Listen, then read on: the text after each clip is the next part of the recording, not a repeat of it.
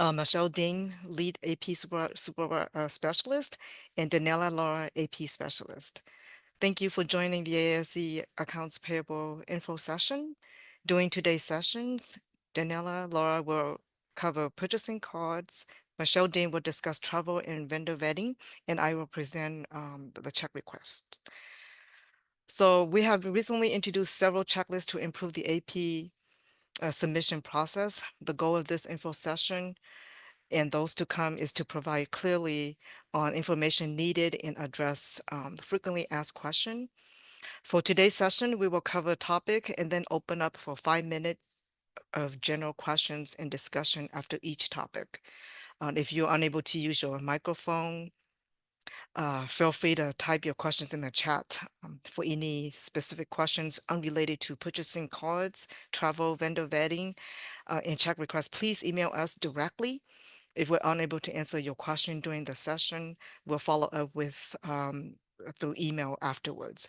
Now, let's start with Danella Laura to discuss the purchasing cards.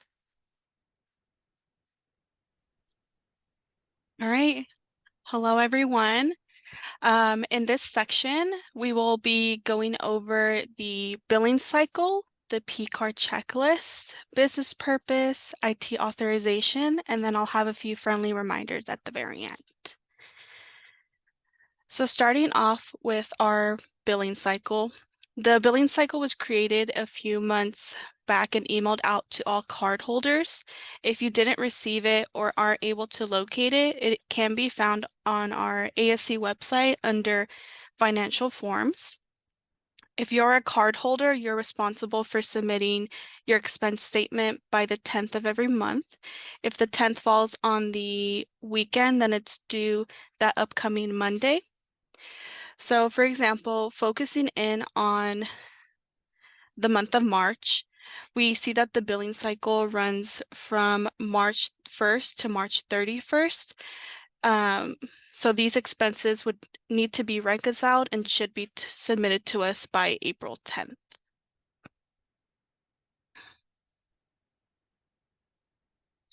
Now we have our monthly purchasing card checklist. The purpose of this checklist is to serve as a guide and to accurately ensure you have the proper documentation backup at the time of your submission.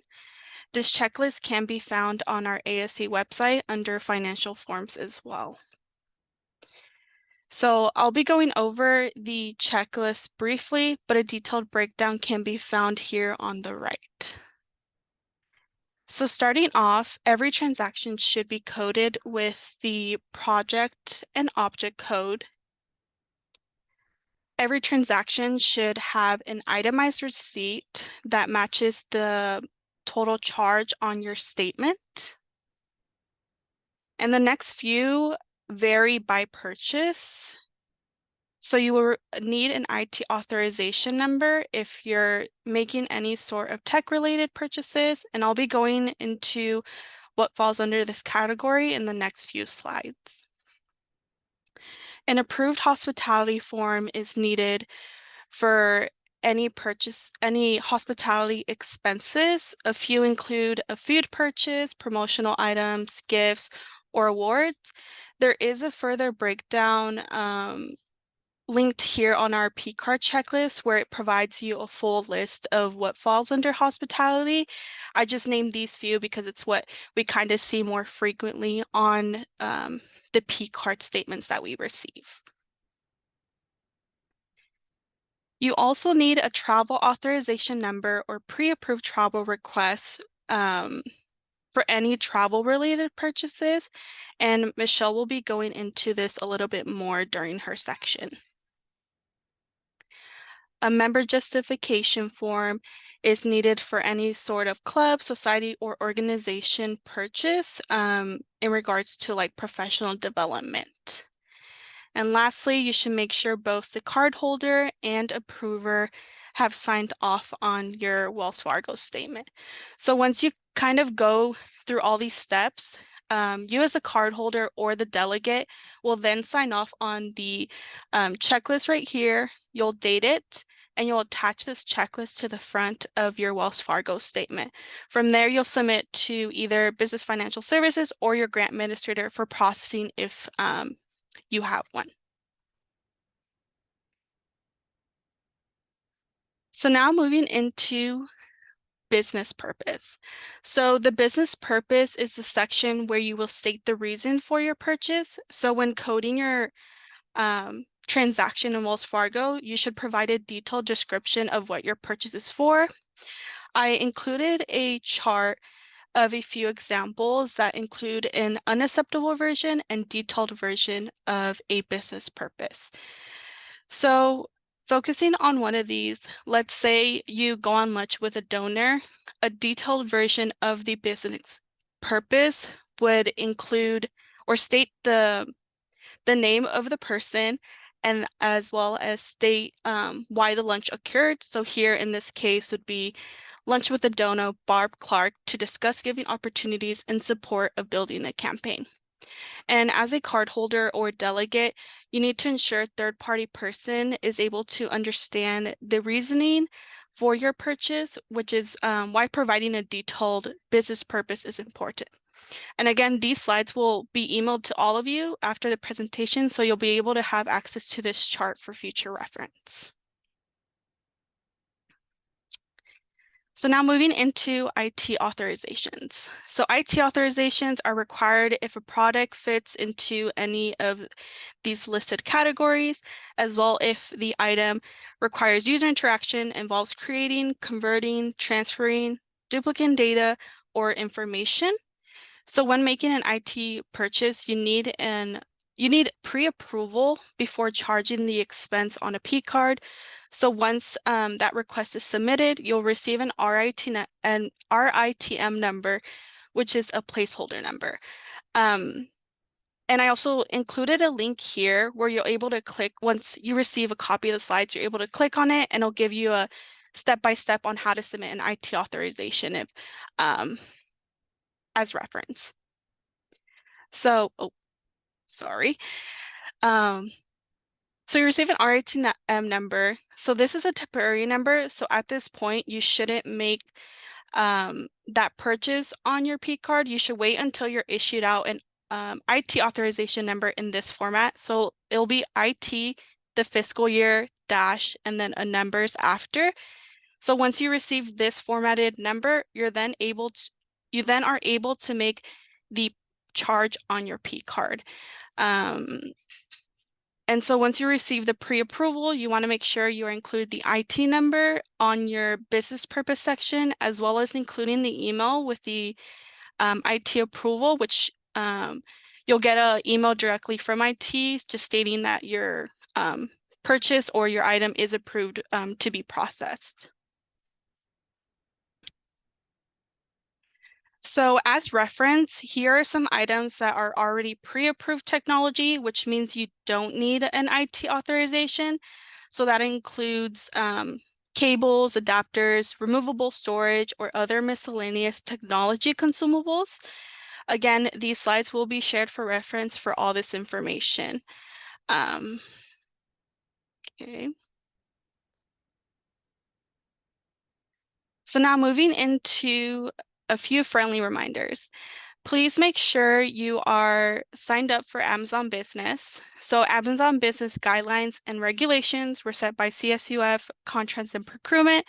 So it's our job to keep you all informed about the recent updates. You shouldn't be using personal Amazon accounts.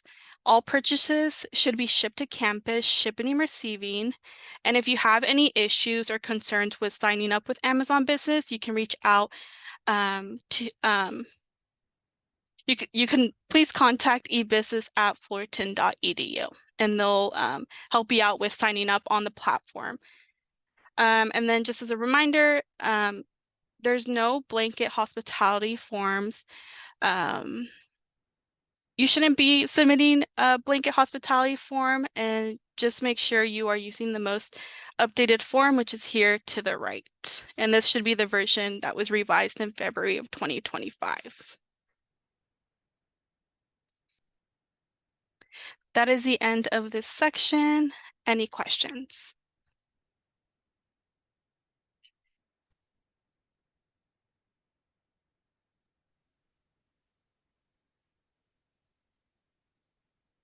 I have a question, but would you prefer me to put it in the chat? You can ask the question verbally. Okay, I It's have fine. two questions actually. My first question is, are we able to get things on Amazon business account shipped to an Amazon like pickup location box? Because I spend a lot of time for work doing extended field work trips. And sometimes I will need to order supplies for my grant that I will need to pick up in a different location and I can't get them shipped to campus. So as of now, when you sign up for Amazon Business, it will man or like directly input the shipping and receiving address.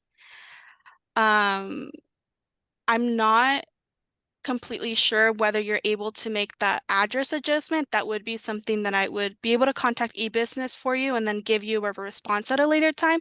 But for now, I do know that any transactions or any purchases using the Amazon Business platform, all those shipments go to directly to shipping and receiving.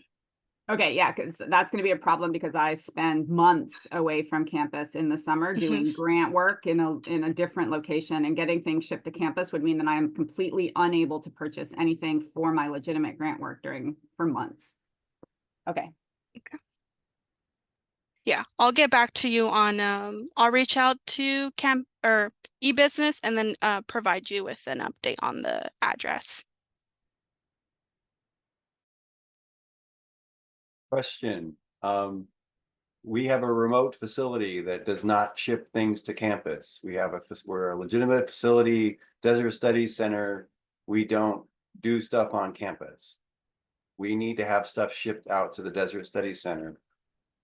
Is that possible through an Amazon account? That's one question.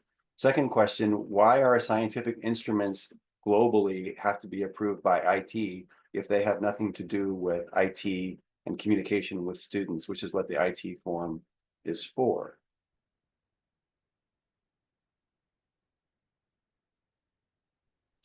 So as far as your first question, you're an approved offsite location. So you are able to, since you're all the way, well, Desert Studies, you are able to ship your items to the location that you're in. Um, and then your second question about the IT authorization. So, Michelle, yeah, go ahead, or Michelle.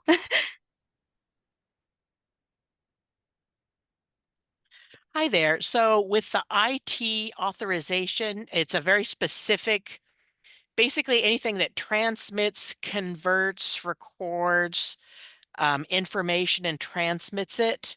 If you follow the link for what's considered an IT purchase, it's not our decision. It's related to a specific um, oh, I can't think of the word. But anyhow, it's related to a government standard they've set to make sure things are accessible to all people. So that's why they've created the IT authorization. And some of it relates to equipment to make sure any student that is participating in an event has the ability to do so.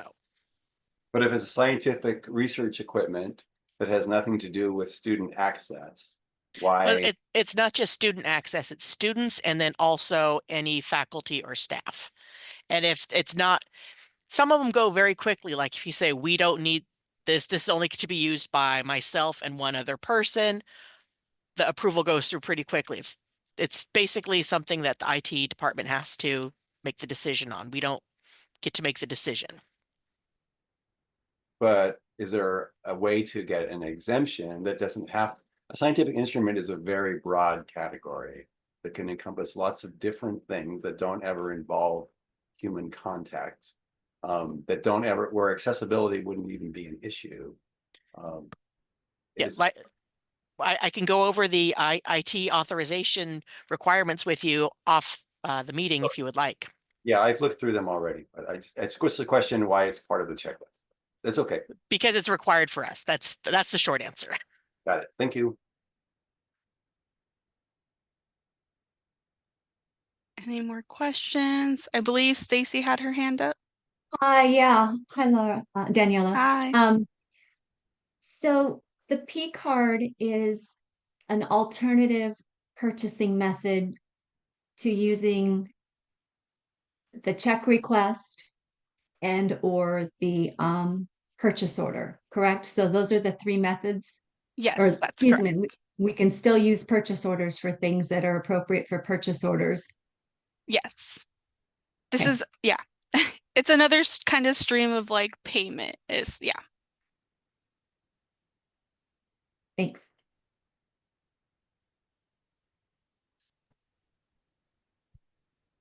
Hi, Daniela. Hi, Hi, Jacqueline. hi. I have a question. Yeah. May not be, it's not, it's more related to the no blanket D11 Mhm. or the hospitality. So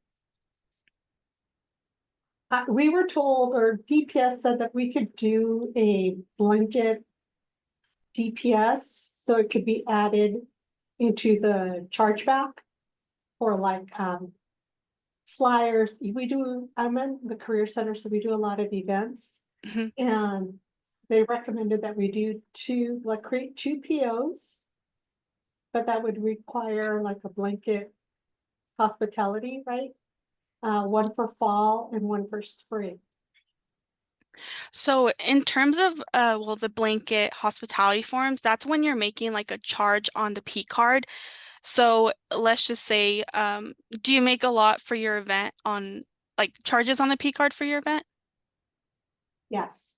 So you would have to, so what it is like it's difficult to keep track of, like, let's say you do like a fiscal year hospitality form and let's say you do like 10K, it's a lot harder to kind of keep track of when you're making those purchases. So we're steering away from accepting the blanket D11s because of that factor. There's no way to really keep track of what is actually being expensed under that full 10K, which is why a new hospitality form should be created anytime, well, whether it's for the month, um, for every charge.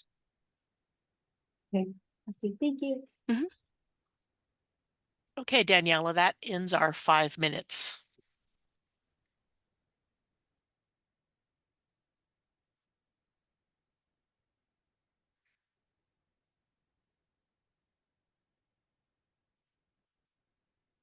Good morning. Now we're going to go over, this is Michelle Dean. I'm going to go over the vendor verification process.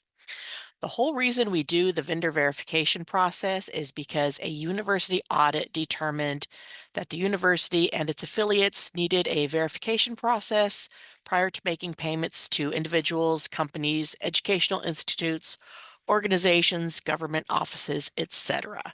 And this was as a result of an incident that happened on campus that was it was determined that money had been sent to an account to a company that did not exist.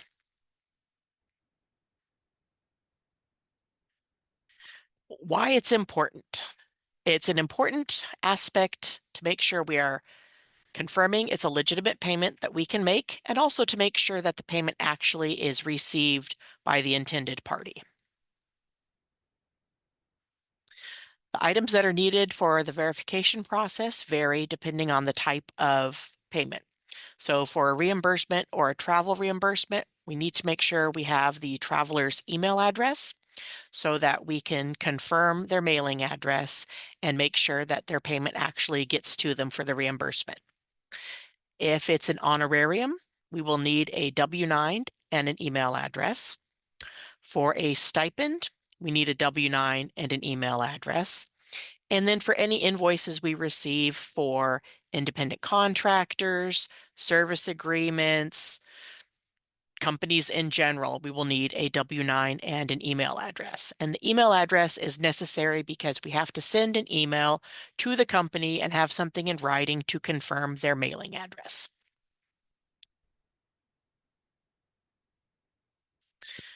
So an overview of the process. The checklist to the right of the screen is what we have to complete for every party, every time we have a new vendor, or every time they change their mailing address, or the type of tax classification they have.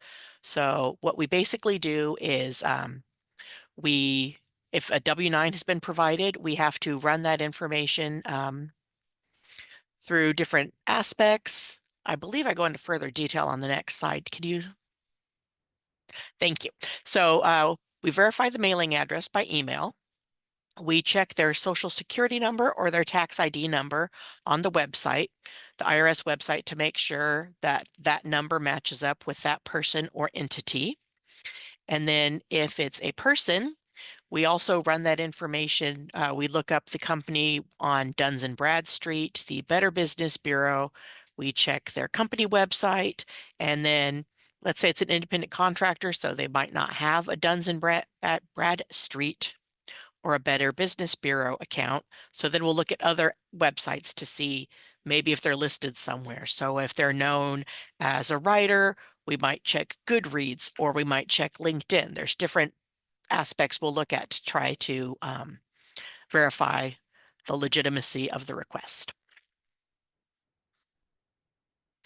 And then sometimes there are special circumstances involved. For example, if it's an international business, we would ask for a W-8 bin form if they came to the US, like to install equipment for some reason. And then for all international businesses, we tend to send wire. So we'll need a wire form when you submit your payment request. And then if somebody is not a citizen or a resident alien, we will ask them to complete a foreign national form, and there's documentation they will submit to that. And the reason we do that is so that we can give it to our HR department to run through a program called Glacier to see if we are allowed to pay people from whatever country it is, and then also what their tax status would be. And do we have any questions?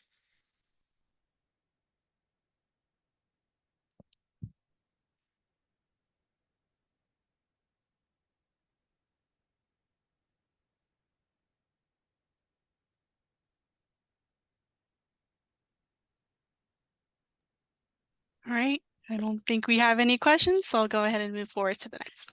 Okay, so next I will be going over travel reimbursements and travel request. Okay, so there are different travel request forms used depending on if you are an ASC employee versus a student employee, or university employee. So this form here is the one you would use if the travel is for a student employee, volunteer, or university employee. And then the form on the left is the form you would use if you're an ASC employee. And then for every new submission we get, we are having a checklist. And the checklist, you'll put down the traveler's name and then whoever completes the checklist. And then you'll just go through and make sure every aspect is complete. And I know it seems redundant, but a lot of this stuff is left off. So we want to make sure we have the traveler's name, their legal name that we make the payments to, not a nickname, who we're making the check out to so they can cash the check or so that the ACH payment will match. We need an email address that they actually use and will respond to. We need the project number and the object code that are active and currently accepting transactions. We also need to know the dates of the travel, where they're going, and why. And we need to make sure that we have all the appropriate signatures and that the total amount requested has also been listed. Okay, so when you're submitting a request to travel, you complete the form. You obtain all the required approvals. For example, if you're traveling to a foreign country, then the VP or dean of the department needs to also sign that. And once you have all the required approvals, then you send the request to your grant administrator for review. Make sure to read the travel policy before you go. We follow the same travel policy as the university, Please become familiar with it before you go so there are no surprises. They make changes from time to time. I generally skim it over before every travel reimbursement I process. We now have per diem for meals is based on your location. It's no longer just $55 a day widespread. It's adjusted based on what city or area you are visiting. And then if you are a student traveler or not an employee, like you've had a speaker come out and you want to reimburse them for their expenses, they need to submit itemized receipts for their meals, and they only get $59 per day.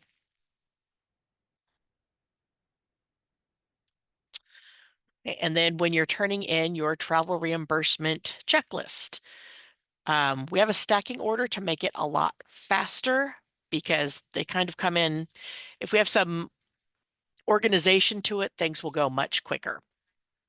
So basically, you just go down the checklist, make sure you complete name, email address, project number, object code, all of that. Make sure that the receipts are legible and itemized. For any special like business expenses, you can't just tell us you spent $69. We need to know what it was spent on. We need to make sure that you don't minimize the receipts to the point that we cannot read them when we get them. So please kind of keep that in mind. Also, make sure to provide a conference schedule or a travel agenda, your lodging information, or an explanation about your lodging. Make sure there's no upgrades, things of that nature. Now, some people get do mileage reimbursements, and so for that, we need a mileage log. And you need to make sure to put the date, the complete address for your starting location, and the complete address for your destination, and the reason you are going. And then also, make sure that whatever mileage is on the map you pulled, you put that same number on the mileage log. So if the map says it was 6.2 miles, put down 6.2 miles. Don't round down, don't round up. The mileage on your map needs to match the mileage on the log.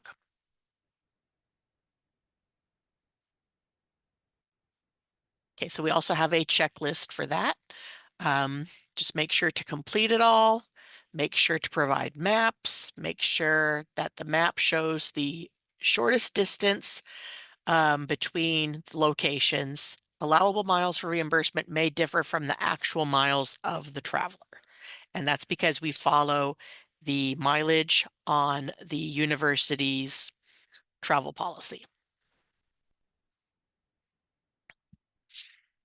Okay, so here's an example of a map that is not sufficient. So it just says Student Recreation Center, but it doesn't list the street and it doesn't list the street address. And then you're ending at Disneyland Park. And that also does not list the street or street address, and that shows 6.7 miles.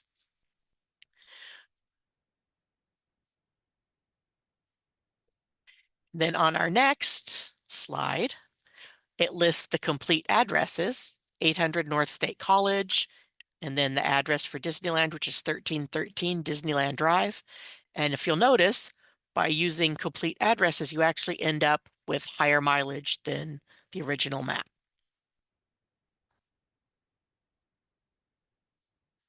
Then again, for the mileage, we suggest doing a mileage reimbursement with a check request. Make sure you get the required approvals and then submit it to your grant administrator. Are there any questions? Hi, Michelle. This is Ruby from CDR. I have a few questions for the travel reimbursement. Okay. So it seems like now the whole checklist for the reimbursement and the mileage log is a required thing for everyone, because I don't think we've ever submitted that in the past. Right. And Right. okay, yeah, we have one coming up. And then with the travel reimbursement, we have a conference where some of our staff is going, but there's not going to be any incidental charges. We just had to get one for the conference prices. Do we submit the checklist with that as well? Like, does everyone have to submit the checklist? I'm sorry, can you repeat the question? So we have a couple people going to a conference, but they're not driving or like there's not going to be any purchases associated with that travel. We just have to get a travel number to purchase the conference tickets. So do we need to submit that checklist for when we do the whole final travel thing? Technically, yes. Okay. Okay. Okay, who We do just have have? one this week, so I just wanted to confirm.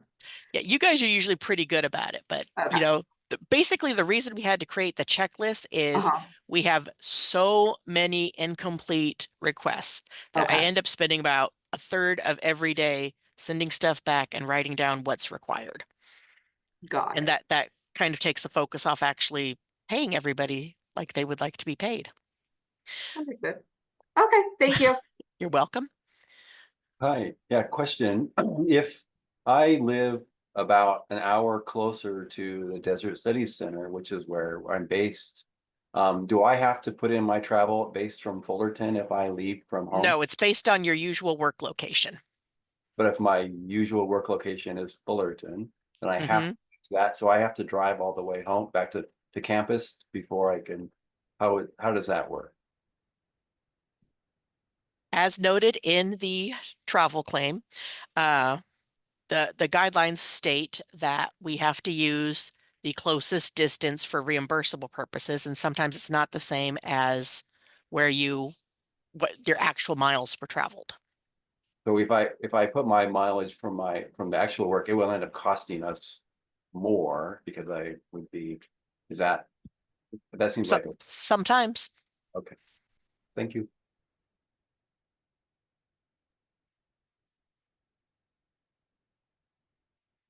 I had a quick question about what form to use. If I'm being paid off of a ASC managed grant, do I use the ASC employee form or the other form? And if the other form, I'm not sure where to get that one.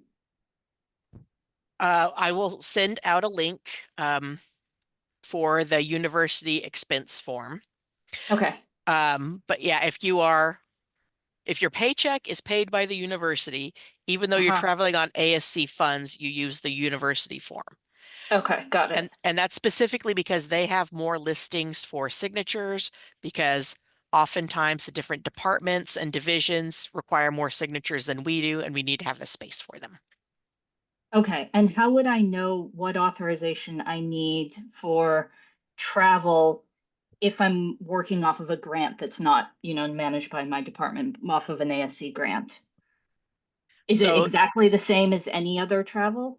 pretty much, because part of the reason for the approvals is so that your supervisor knows you will not be on campus on a certain day, and it's for like emergency purposes, so they know, oh, Susan's out today, so even though the fire's taking over the building, we know she's not inside. I mean, it's weird, but that's very dramatic. I Okay. apologize. And so it goes with it, that what might go through Concur, even though ASC doesn't use No, Concur? no, they have a Okay. non-concur travel claim form. Okay, I think my travel person is very confused. Thank you. Okay. Hi, I have a question about staff that may travel or, for business purposes once every 2 months or so, or maybe, twice a month, another one. Is there a time limit that they need to submit the mileage forms? Or can they do like every 3 months, every 6 months, or? You're supposed to turn in any travel reimbursement within 60 days of the travel. When we have departments that all of their staff does a lot of travel, we really need those submit on a monthly basis, because otherwise I end up with 6 months worth of mileage request and maps for 10 people, and it's a lot to go through and have ready in 4 days. So it's helpful to get it as they occur. Okay, even if it's just gonna be $5 or, you know. Yeah, I know. Okay. Thank you.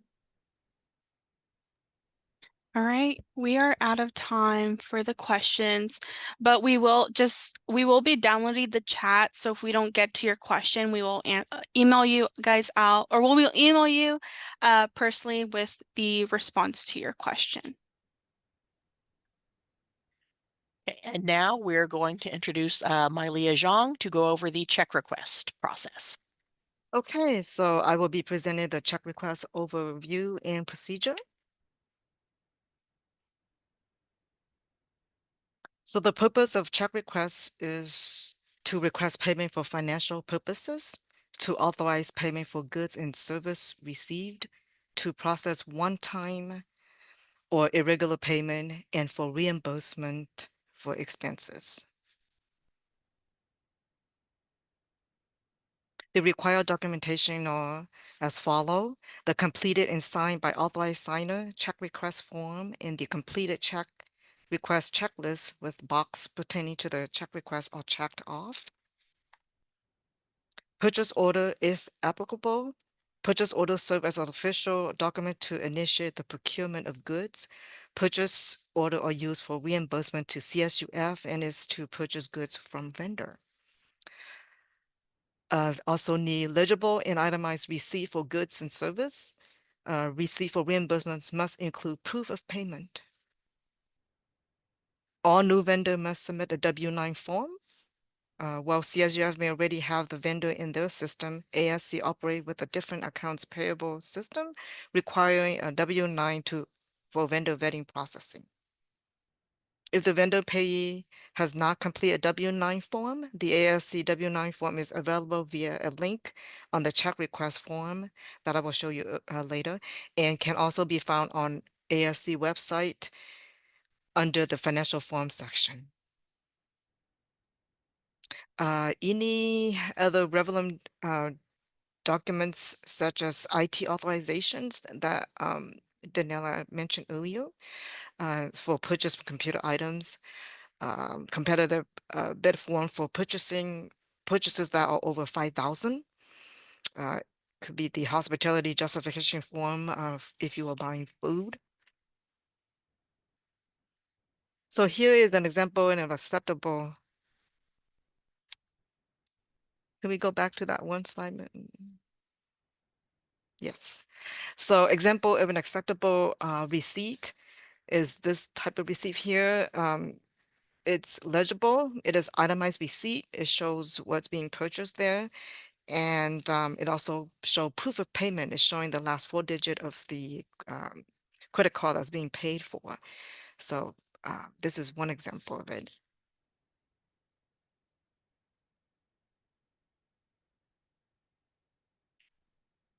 Check request submission process and cutoff time. Check processing once weekly every Thursday. Check request received by Monday, 5 p.m. of the same week will be processed Thursday of that week, providing check request is complete and vendor in or pay is approved. Invoice for non-grant contract accounts, process payment 14 days before invoice due date.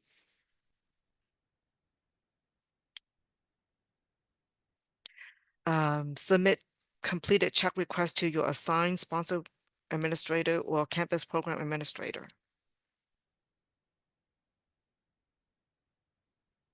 So this is a check request form and the check request checklist looks like.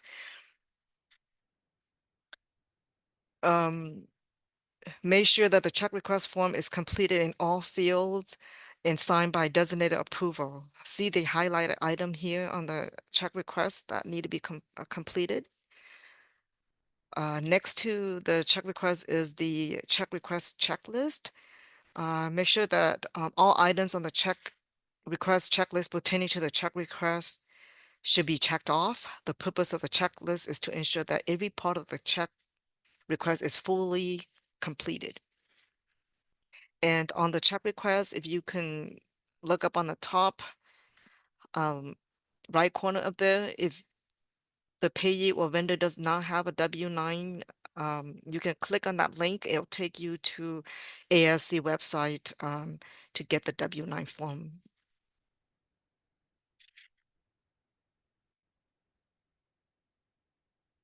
So here is the check request workflow. Follow the green arrow if the check request is funded by grants and contract with a project number that is related to grants and contract. The orange arrow for check request funded by campus program. So as you can see, it goes here and then where authorized signer review code and sign the check request. Noted that authorized signature must be filed at ASC Corporation and is agreed with the signature on the request. So any check request over 2,500 must have a second approval signature for non-grants and contract accounts. And a person may not be both a payee and authorized signer. In this case, the payment must be approved by payee supervisor. So if we follow the green arrow, it will go next to the sponsor program administrator to review, code, and approve, sign it, and forward it to grants and contract accounts payable specialist to process. And then the grants and contract AP specialist process it, and then we'll mail the payment out to the vendor.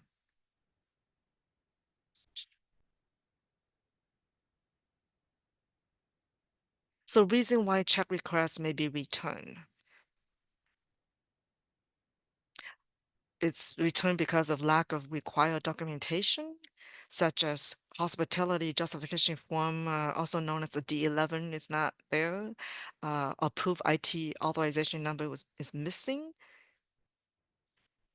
The competitive bid form sole source is not there.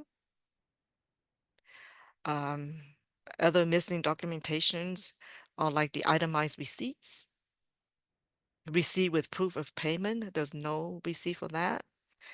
And it's also missing approval signature.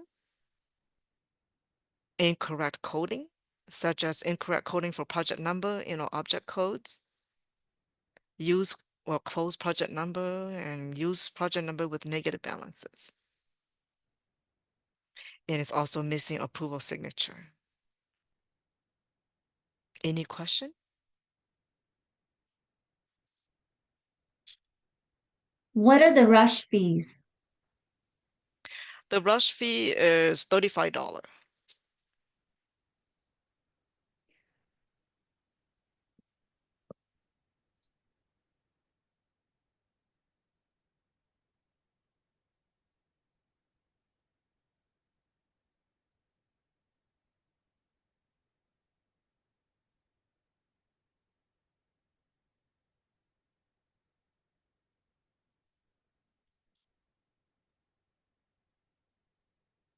Any more question?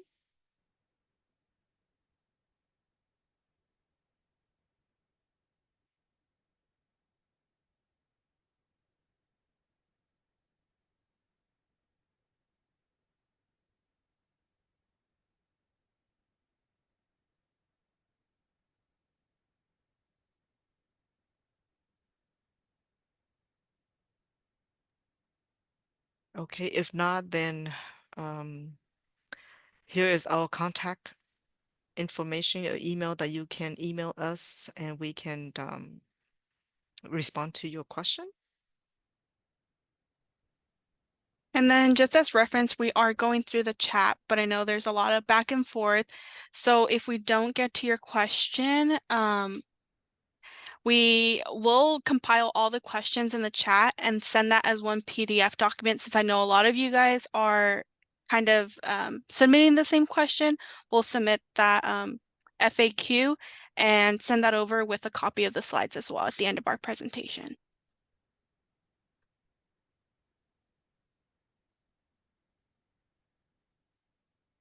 Okay, and that concludes our presentation. We do have a bit more time, so if you want to stay back to ask any other questions, we'll stay on here for a few more minutes. But other than that, if you have no questions, thank you for joining us today, and have a great rest of your day.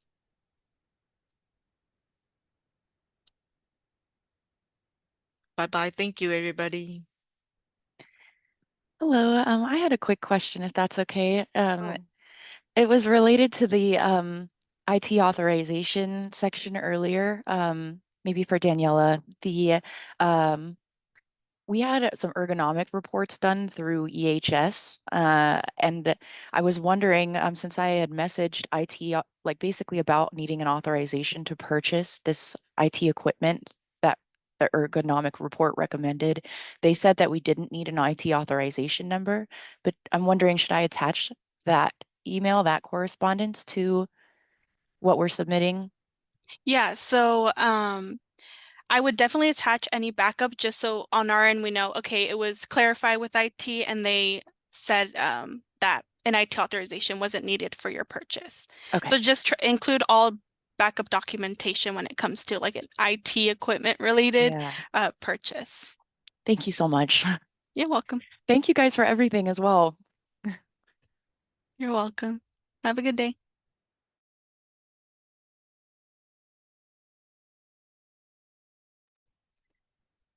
Okay, looks like we have another question in the chat. Megan's asking, so stipend requests. We do 6+ separate bundles of 40+ stipend requests over the summer. Do we need a checklist for each individual stipend form, or is one sufficient for the bundle? One for each, please. Each stipend, each check request, or each different vendor require its own checklist. So each bundle will now be a PDF of like 90 pages of checklist, stipend form, checklist, stipend form, checklist, stipend form. Yes. Okay, thank you.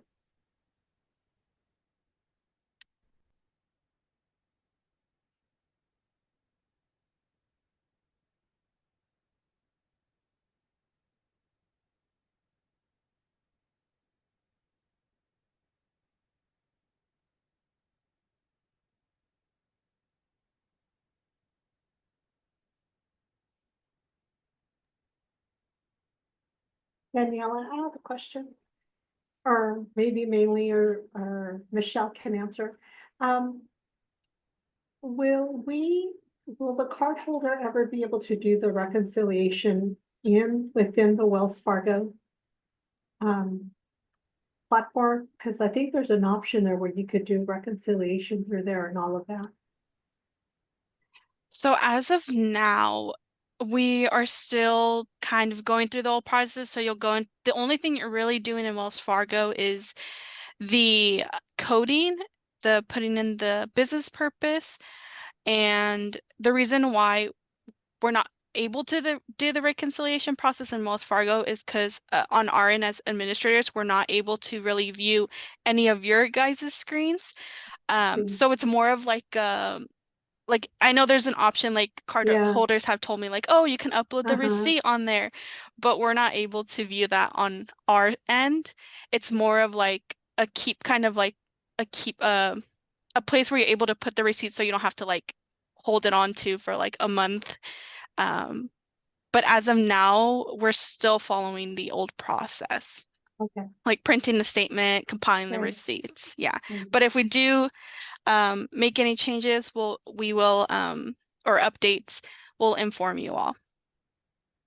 Thank you.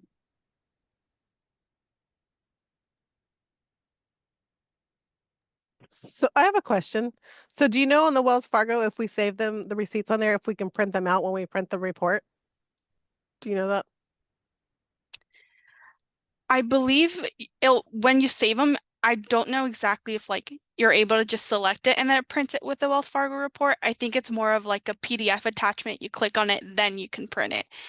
But I'll have to look into that to make sure I'm providing you Make sure that's the thing. Yeah, it's because on our end, we don't really see that option until like cardholders were making us aware of that option on their end. Okay, thank you.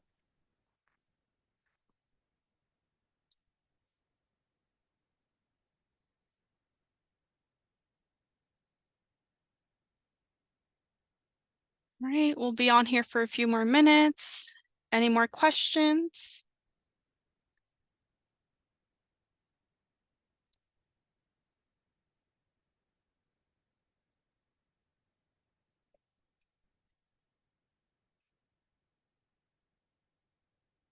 Okay. I think I don't see any more in the chat. So I think we're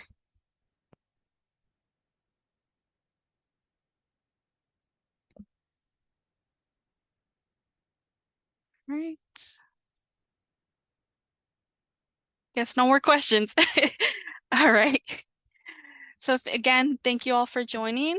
We'll send a copy of these slides as well as an FAQ sheet with all the questions that were submitted in the chat a bit later today once we download the presentation and everything's done. All right. Thank you all for joining. Have a good day.